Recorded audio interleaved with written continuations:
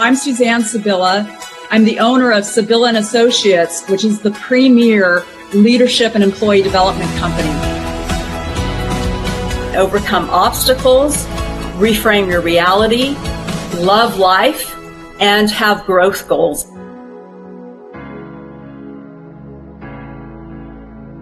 Change and shift your energy. Pivot.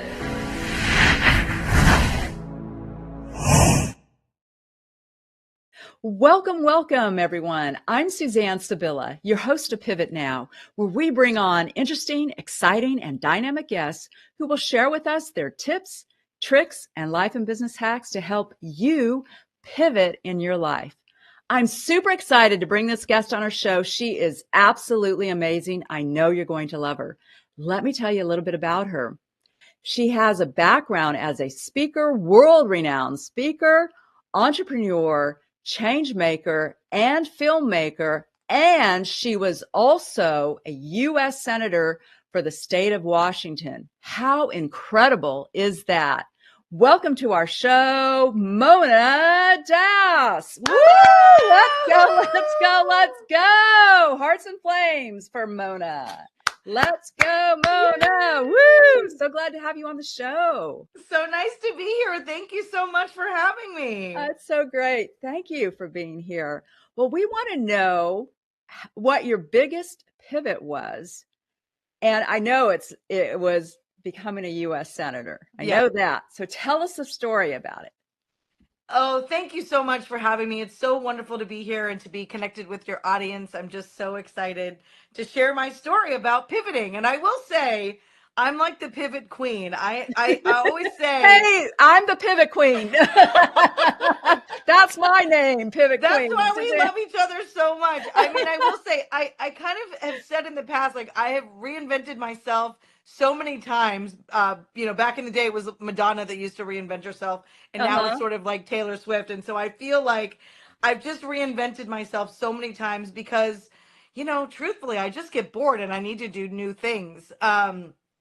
So this particular pivot that I'm going to talk to you about today was how I became a state senator for the state of Washington. I have a crazy beginning because my family came to America from India when I was 8 months old with $6. Wow. So to be an immigrant to this country with such little humble beginnings, to then become a senator for the state of Washington, and my legacy is the amount of bills that I passed and the type of bills that I passed. So I passed 28 bills in 4 years. Oh my gosh. Incredible. Is kind of unheard of. Some of my colleagues passed 0 or 1 a bill a year, and I was passing, 6 or 8 bills a year. So, and I will say that my most proud accomplishments were that I banned plastic bags for the state of Washington. I also banned styrofoam and all single-use plastics. And my legacy part of that is that our bills were, because Washington state is so incredibly progressive, that we get these bills passed, that many of my bills or parts of my bills have now been implemented in California and Oregon and Hawaii and New York and Illinois. And so that legacy of the work that we did is now being duplicated in multiple other states and will continue, I believe, until we get these laws passed federally, which would be so exciting. So that's sort of my most prized accomplishments of being in the Senate. But let me tell you how I got there, because the story is even more awesome. So I don't know about you, but I do my best thinking in the shower. Yes, me too. Many people wonder why. And I will tell you, it's Oprah Winfrey that shared that I heard one time, where she says that it's complete sensory deprivation. So when you're in the shower, typically you're in there alone. You don't have your dogs and your pets and your spouse and significant other or children or other people in the shower with you. So it allows that freedom of time and space. And then you have the water that's coming down, and it is muffling all other noise, including, the thoughts that you have in your head sometimes. And so that idea of that complete sensory deprivation is why many of us do our best thinking in the shower, because it is that time and space that you have to like kind of let your thoughts roam. So this idea came to me in the shower, and I was visiting my brother at the time, and I got out of the shower and I said to him, I'm going to be a senator. Wow. And we just laughed. I was with his girlfriend, now my sister-in-law, and we just laughed because I'm so very classically Indian. Half my family are doctors, the other half are engineers. And so for me to even utter this word that I was going to be a senator was absolutely preposterous and ridiculous and made no sense. But I'll tell you, Suzanne, it's that dream that I had. And I know we have them. I call them BHAGs, big, hairy, Yes. audacious goals. Mm-hmm. And there's those dreams that we put on the shelf because, excuse me, there are those dreams that we put on the shelf because they're absolutely ridiculous. They make no sense for where you are in your time. But to me, it's that North Star. How do I get there? Mm-hmm. Right? And so it's not a dream that I worked on every day. I mean, I put it on the shelf for years. And one day, many years later, I'm walking my dog. And my dog Cleveland actually had more energy than me, believe it or not. And when we would stop, if we would stop for any reason, he would bark and pull on the leash, like, let's go, let's go, let's go. And this one particular time, I'm walking down my street and I saw a sign. It was literally a yard sign. And it said, Pramila Jayapal for Senate. And I will tell you, looking at that sign, Suzanne, I knew four things immediately. I knew one, she was Indian. I knew second, it was a woman. I knew third, that it said Senate. And I knew fourth, and most importantly, I knew in that moment, if she could do it, I could do it. And this is why I believe representation truly matters, because you cannot be it if you do not see it. So true. That And that in gets a flame. That gets a flame. Flame in a and in heart. That's and in yeah. this moment, I Yep. knew that. And that's why Mm-hmm. representation matters. And that's why I speak on, any podcast I'm invited to. Thank you for inviting me to your show, because I want this story to get out there. I want more people to see someone that looks like me as an elected leader, as a politician, because most politicians, let's be clear, look the exact opposite of me. Yeah. And so in that moment, Cleveland is barking and pulling, and I probably was there for maybe 3 minutes, maybe five, maybe it was 30 seconds. I don't know.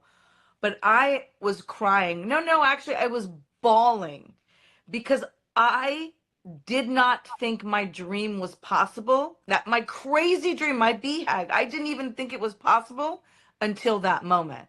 And that moment was life-changing for me. And now Pramila is obviously, a good friend of mine, and she's actually now a congresswoman in DC, and she's doing really great things, and we've remained friends. But that moment of that representation truly mattering. And I want to tell you the end of this story because it's absolutely so profound and so powerful. I mean, I cannot believe, you can't make this up. You just can't make this stuff up. So I get to Olympia. Not only did I run many years later, it wasn't right away. I I found out that there's all these training programs for women to run for office.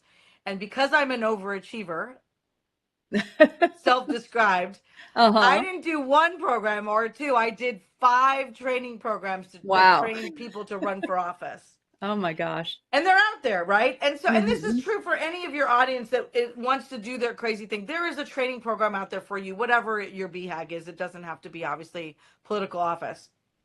And so not only did I decide to run, not only did I win, but I actually flipped a seat. And for those of you not in politics, it is extremely difficult.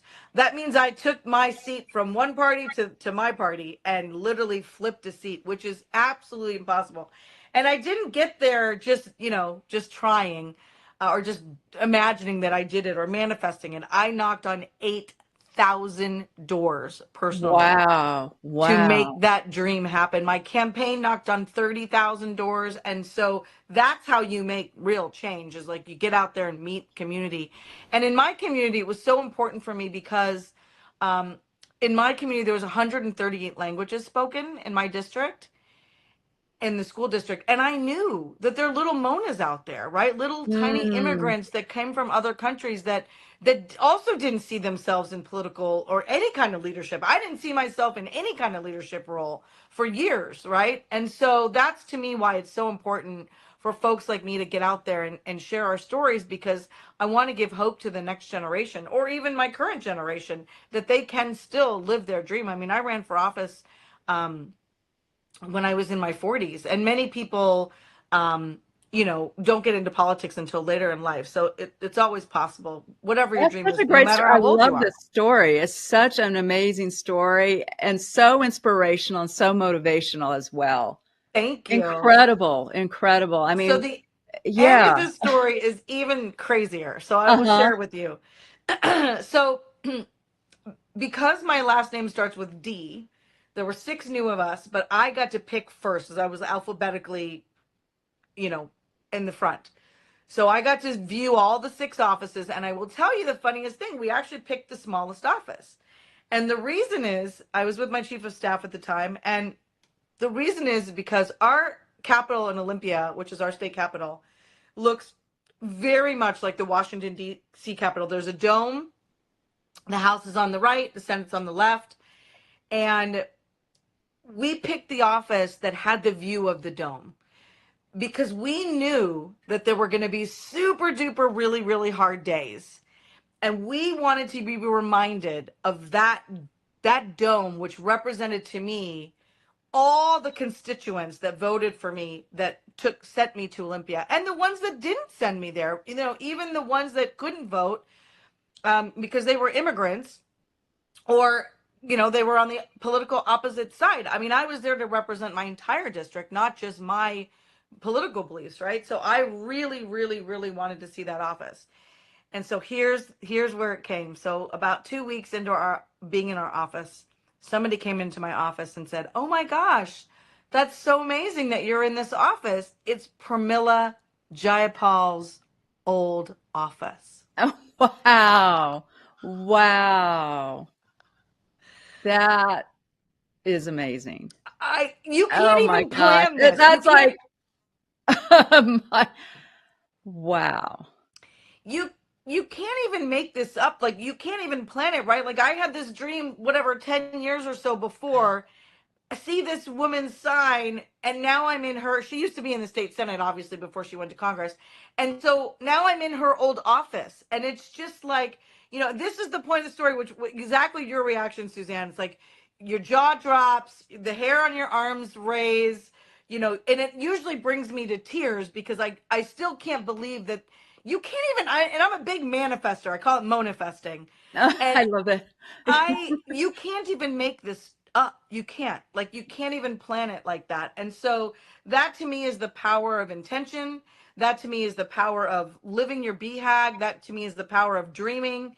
And that to me is the power of putting one foot in front of the other, and, continuing to go. And that's Wow. that's the story of my That pivot. brings tears to my eyes. I mean, that just right there in my heart. I Yeah. mean, I just feel chills. I Yeah. really do. That is such an amazing story. Thank you. I just, it's so incredible. I mean, I can just see you in that Yeah. office Yeah. when you're describing that.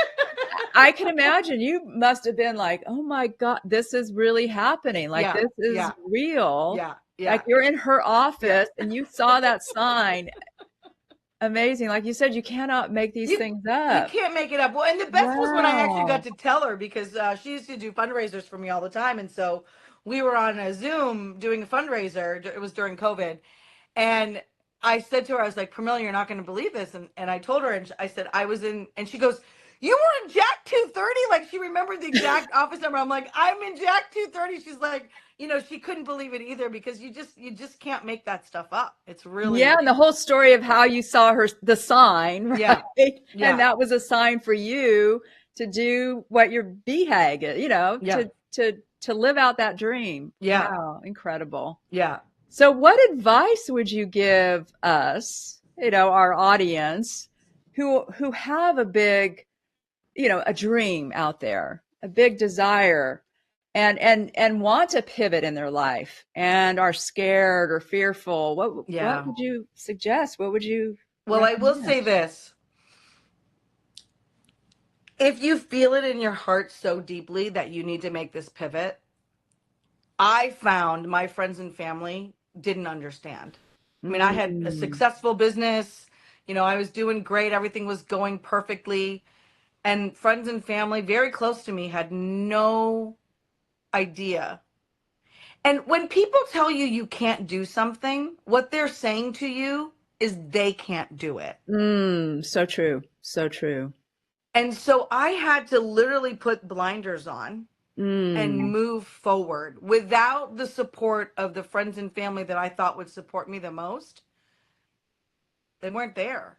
And I had mm, to do it anyway because it was a deep, deep desire that was in me, that was an internal burning flame. And once I made, and I'm a very decisive person, once I make a decision, it's like go time, right? And then mm-hmm. it's like get out of my way. And because I consider myself a super connector, I just started using my network. At that time I didn't have a political network, but I knew one person that was in politics, and I called that person and I said, "Hey, help me." And from there introductions were made, and then it just, so my advice, back to your question, is you have to believe in yourself. You have Mm-hmm. to decide Mm-hmm. for you, if it is that important to you. You have to just block out the naysayers and remember that they can't do what you're about to do. And that doesn't mean anything about what you can do. So true, so true, so true. That's a flame right there, a flame in a heart. So true. It is so true because I mean, so many times we have these, as you said, big, hairy, audacious goals out Yeah, there, and a lot of times it could be our friends, the people that are closest to us, that can be the naysayers, that's right. and it's That's really right. being able to push through that. Yeah. So how do you go about pushing through that? How do you overcome those obstacles? Because there are going to be obstacles and challenges along the way. I How do mean, you overcome those? truly it's one day at a time. It's Mm, one contact or connection at a time. This is what I've learned about American society. We are helpful people. mm-hmm. If you ask someone to help you, they will. And this is one of the, I teach candidates how to, I teach people how to fundraise, and nonprofit, anyone how to fundraise. I love raising money. And one of the things that I ask them to say at the end of their, conversation with whoever they're asking money for is, "Can I count on you?" 5 words. Mm, And when you say something like that, people always want to be that person that can be counted on. mm-hmm. And that is asking people for help. And let your ego go. Literally just say, "Can you help me? I am looking for this connection or that contact." And I will tell you, anytime that I get into a space where I don't know what's next, I just start calling people that I know and saying, like, "Hey, I'm thinking about this thing. Do you know anyone that you can connect me with?" And it just expands from there.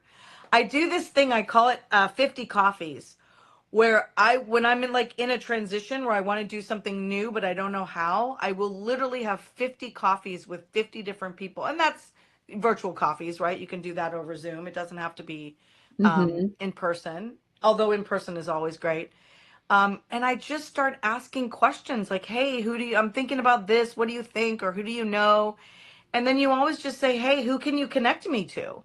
Yes, I love that. It's so true. I mean, I think connections are the most important thing, right? Yeah. Yeah. Networking and connections with people are so Yeah. important, and adding value to them as well. So it's not just Yes. of like, oh, I'm taking from them. No, it's really Yeah. what can you give to them? Right. Start off with that, right? What value can you add to them? And if they're a business owner, what value can you bring to their business? That's Or, right. I I very, think it's very, so important. I very always, very much always start with, "What are you up to? What can I help you with?" Right? Because Exactly. once Exactly. and people are so often not heard. And if you actually deeply listen to someone and let them share, I mean, you don't know where that conversation is going to go. So true. So true. You have more of these kinds of connections. It's amazing. Yeah. And then I I love want to it. share the end of this.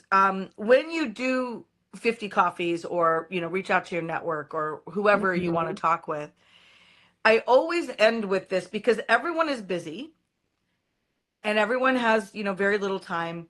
So if they offered to connect you with someone, make it easy for them to do so, right? So say, hey, would it be okay if I send you a paragraph about me and what I'm looking for you to connect me with so that you can just forward it on to the person that you're introducing me to and copying me? Make it Mm. as easy as possible to make that introduction happen. Because so many people, Suzanne, especially if you're meeting with someone that you barely know, you don't know what to say about that person. Oh, I just met Mona and she wants to, go to Mars, like whatever, right? Like, Right. Right. you have to make it easy for people. And so if you take the work out of it, you're going to send a paragraph about what you want and you're going to send it to them and they can forward on. Like that's just easy, right? I Yeah, that's sometimes I'll great. get intros like that, and people ask me for. I always say, ask them to do this. I will literally just forward it on if I'm super in the middle of a bunch of stuff, and just say, "Hey, look forward to you two connecting. Can't wait to hear what happens." Boom. Yeah, that is so great. I love that tip. Excellent tip. Which brings us Yeah. to the next part of this whole show is 3, 2, 1, go. Okay. Give us 3 tips, 2 strategies, and 1 action item to pivot our lives forward. Okay. So I think I've done a little bit of that, but I will say my 3 tips um, that I always like to end my talks with are really some that I've already shared with you. But really, it is the first is that you have to dream big. Mm. If you are ready for a pivot and you are ready to sort of get out of your current situation, whatever it is, whatever it's not serving you for whatever reason, what happens to me is I create these big crazy goals, and then I need the next thing. Like I need something. I like to constantly be learning, and so when I'm not Hmm. learning, so what is that thing? Dream very big. What is that big dream that you can have? And I always suggest people write it down and tell people, right? Hmm. Because that dream is just going to stay with you if you don't talk to people. The second, and this is the most important, and we've talked about this a little bit already, but it is to believe in yourself. Mm-hmm. Whatever stuff you need to remove and shed layers of doubt and uncertainty and fear and whatever work you need to do on yourself so you can get to the point where you do believe in yourself. I was so determined when I was running for office. I mean, people would say, oh, you can't do it, it's impossible to flip a seat, he's so well liked, he's this, he's that, he's the other thing. I mean, because you can imagine the person I ran against looked the exact opposite of me, right? and Mm. and so nobody thought I could do it. And I always joke that there were 12 people in the state of Washington that thought I could do this. And luckily, one of those was me. I knew I could do it if I put my heart, mind, body, and soul into it. And so believing in yourself is absolutely critical. The Hmm. third, and I learned this walking a labyrinth one day. I don't know if you know what a labyrinth is, but it's like, Yes, yes. right? So Uh-huh. I I was love this. walking a Uh-huh. labyrinth one Uh-huh. day, and my business coach at the time said to me before I went to this is a really prominent place in Oregon that had this labyrinth. She said, start with a question. When you start to walk the labyrinth, start with the question. So I was like, at that point, I was like, just graduated from grad school. I was like, what do I want to do with my life? What's next? What's next? What's next? And while I'm walking the labyrinth, and this is in the desert in Oregon, uh, a burr got stuck on my heel. And I just kept saying to myself, keep going, don't stop, like just keep going. And so that was the mantra I was like giving to myself. And I got to the end and I was still saying, keep going. And that was the mantra that I now teach is just keep going. Like you don't know where the heck you're going, but if you just put that one foot in front of the other, you will get there. I mean, Hmm. my legacy in the state of Washington, I passed 28 bills in 4 years. Wow. I banned plastic bags, styrofoam, and all single-use plastics for the state of Washington. They call me the single-use plastics warrior for the state of Washington. And my bills, and this is the thing I'm most proud of, Suzanne, is that my bills, my legacy is that parts or whole parts of my bill have now been implemented in California, in Oregon, in Hawaii, in New York, in Illinois, like, and my hope is it ripples to the rest of the states. And my hope is that it, does these laws become federal laws soon, because that is how we sustain ourselves, by removing, and we all know about microplastics and how bad they are for us now. And that's my legacy, and I wouldn't have been able to do any of those things had I given up, had I Mm. had I had I let the fears creep in, had I let the naysayers creep in, had I let friends and family that said you can't do it in, and if I hadn't just stayed steady and kept that mantra of keep going, if I hadn't done that, none of that would have happened. So Wow. So what's the yeah, one those are my action item we three. could, yeah. So what is the one action item we can take to pivot our lives forward? I think my one action item to share today is to tell someone your BHAG. Tell someone your big Mm. crazy audacious dream, because it doesn't serve us when it's in our head and we don't say it out loud, because we have our own self-doubts that come in. And my hope is that everyone that's listening to this today tells one person their big crazy dream, no matter how crazy it sounds. I became a senator because I said it out loud. Cool. I love it. I love it. I love it. Yay. Let's go. Let's go. Woo, woo, woo.